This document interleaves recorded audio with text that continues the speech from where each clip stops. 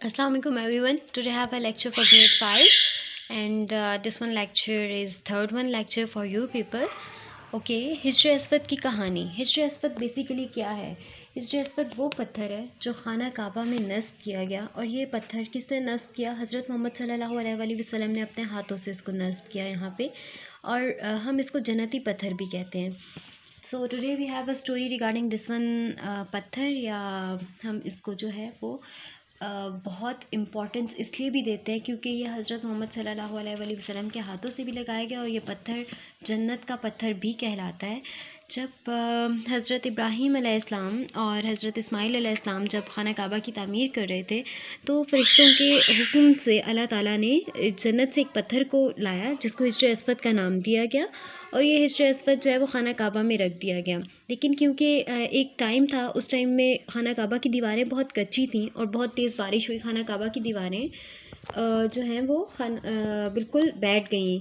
तो इस वजह से तो कुरैश ने ये फ़ैसला कर लिया था कि अब हम खाना काबा को नए तरीके से तामीर करेंगे।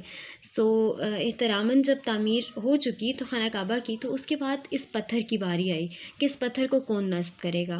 सो इस डर से कि अब यहाँ पे कोई लड़ाई झगड़ा ना हो जाए, हज़रत मोहम्मद सल्लल्लाहु अलैहि वसल्लम ने कहा कि ठीक है, अगली सुबह जो भी पहला शख्स इस जगह पे आएगा नमाज़ पढ़ने के लिए, मस्जिद में दाखिल होगा, मस्जिद नबी में दाखिल होगा, उसको ये पत्थर इस जगह पे नस्ब करने की इजाज़त या उस इजाज़त दी जाएगी, या उसको ये पत्थर नस्ब करने का जो है वो अलाउ कर दिया जाएगा यहाँ पे पत्थर को नस्ब करना।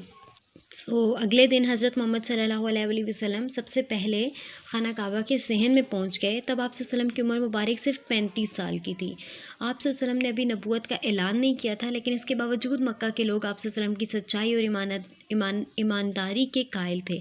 आप सल्लल्लाहु अलैहि वसल्लम को सच्चा और अमीन पुकारते थे। खाना काबा के सहन में सबसे पहले जब आप सल्लल्लाहु अलैहि वसल्लम की आमद हुई तो लड़ाई झगड़े का ख़तरा टल गया। आप सल्लम ने हर कबीले के एक नुमाइंदे को लिया और तमाम नुमाइंदों ने फरमाया कि वह चारों कोनों से उस चादर को थामे। जब चादर इस मकाम तक पहुंच गई जहां हिजर अस्वद को नस्ब किया जाना था, तो आप सल्लम ने हिजर अस्वद को अपने दस्ते मुबारक में लिया और काबा की दीवार में लगा दिया। हिजर अस्वद आज तक उसी मकाम पर नस्ब है और हमारे नबी पाक सल्लम की हिकमत का मुँह बोलता सबूत है, क्योंकि आप सल्लम की उस हिकमत से बहुत से लोग खून खराबे से बच गए थे।